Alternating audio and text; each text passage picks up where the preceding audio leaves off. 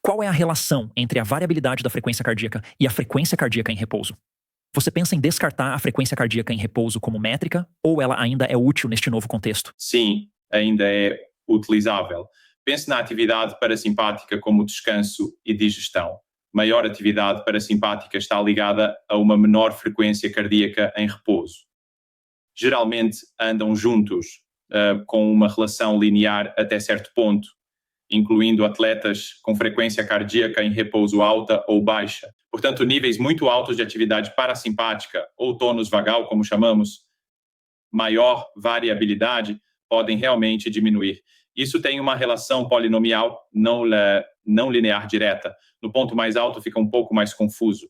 Chamamos isso de saturação da HRV, onde a frequência cardíaca em repouso fica tão alta, o tônus vagal tão elevado que a HRV realmente cai. Sempre observo a frequência cardíaca em repouso junto com a HRV, especialmente em atletas de elite, porque, às vezes, se houver uma queda súbita na HRV com uma diminuição na frequência cardíaca em repouso, não seria motivo de grande preocupação. No entanto, se a queda na HRV vier acompanhada de um aumento na frequência cardíaca em repouso, é importante ficar atento. A diferença fundamental entre a HRV e a frequência cardíaca em repouso é que a HRV é mais sensível a mudanças, refletindo rapidamente qualquer estímulo, alteração na dieta ou modificação no comportamento. Em contrapartida, a frequência cardíaca em repouso não é tão reativa. Para melhor e para pior. Sim, para melhor e para pior, exatamente. Mas não necessariamente na frequência cardíaca em repouso, o ruído é um pouco maior na HRV. Isso implica que a medida pode variar um pouco mais. De um erro de estimativa técnico, mas o sinal é muito maior. Por isso, é mais benéfico para atletas, pois as mudanças são visíveis diariamente.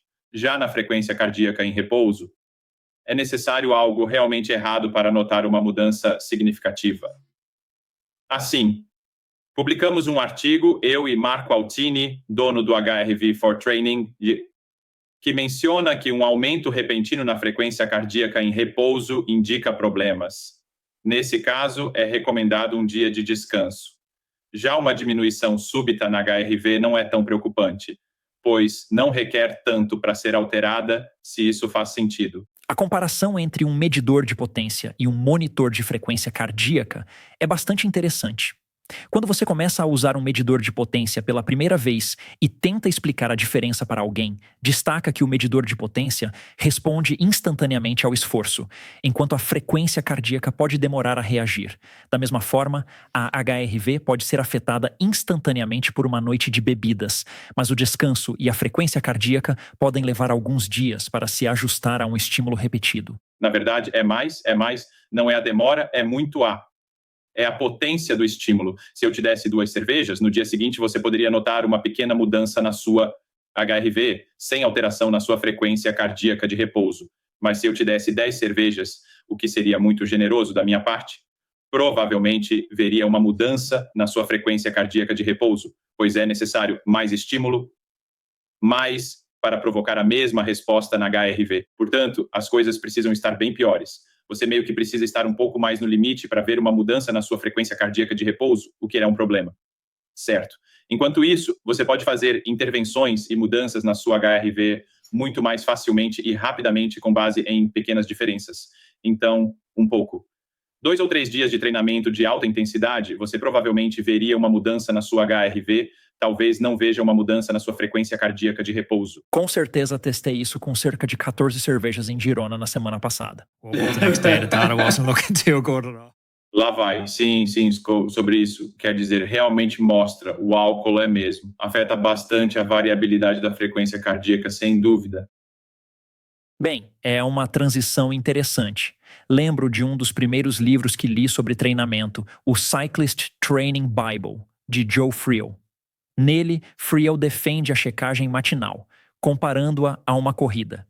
Não recordo-a na escala exata, mas era de 1 a 5 para a corrida. Fadiga, prontidão para treinar e outras áreas eram avaliadas. E é isso que sempre me pergunto sobre os dados. Os dados são um substituto para entender nossos próprios corpos? E estão começando a abafar. a verdadeira voz que deveríamos ouvir. Como nos sentimos? Como quando acordo de manhã após 14 cervejas, sei que estou péssimo. Não preciso que meu me diga isso. Mas agora vemos uma geração de atletas que depende tanto desses dados. E, anedoticamente, tive ótimas performances quando os dados indicavam que eu estava mal, mas só verifiquei depois. Sim, e é um ponto muito válido. Eu sempre digo, nenhum indicador é uma solução mágica. Ele serve para reduzir a incerteza nas decisões tomadas durante o treinamento, concorda? Não deve decidir por você. E eu nunca dependeria de apenas um indicador para decidir. Acho que é importante ter várias informações simultâneas. Por exemplo, a variabilidade da frequência cardíaca é crucial. Eu treinei muito este ano, competindo no Ironman e cuidando dos meus filhos pequenos. Muitas vezes acordava com um resfriado leve. Durante esse período, minha variabilidade da frequência cardíaca estava boa. Então, continuei treinando sem interrupções, pois sabia que nada estava afetando minha fisiologia interna. Mesmo me sentindo um pouco resfriado, com um leve nariz escorrendo, mantive minha rotina de treinos. Se minha VFC estivesse baixa ou meu coração acelerado, certamente teria feito um treino leve ou parado. É importante não depender exclusivamente de um único indicador para avaliar a condição física. São várias coisas que você precisa observar e, por todas as medidas, não existe nada que seja a solução mágica, a bala de prata que possa tomar todas as decisões por você. Eu acho que você deve usar isso de acordo com sua própria intuição também. Você não pode se desviar do seu próprio, seja lá o que for. E é exatamente o mesmo com a prescrição de exercícios. Eu sempre digo que na prescrição de exercícios as pessoas se afastaram da frequência cardíaca e se afastaram da sensação. Eles só usam a potência. No ciclismo, por exemplo, sempre penso que você deve estar em contato com o Santo Graal, que chamo de Pai, Filho e Espírito Santo. Pai como potência, Filho como frequência cardíaca e Espírito Santo como sensações. É essencial estar em contato com esses três elementos simultaneamente, tanto para a resposta quanto para a recuperação. Você não pode dizer, meu HRV está péssimo hoje, então não vou treinar, mas sim pensar, estou me sentindo bem, vou tentar mesmo assim. Se você gostou deste vídeo, precisa ver este outro, porque tenho certeza de que vai adorar. E não se esqueça de se inscrever no canal.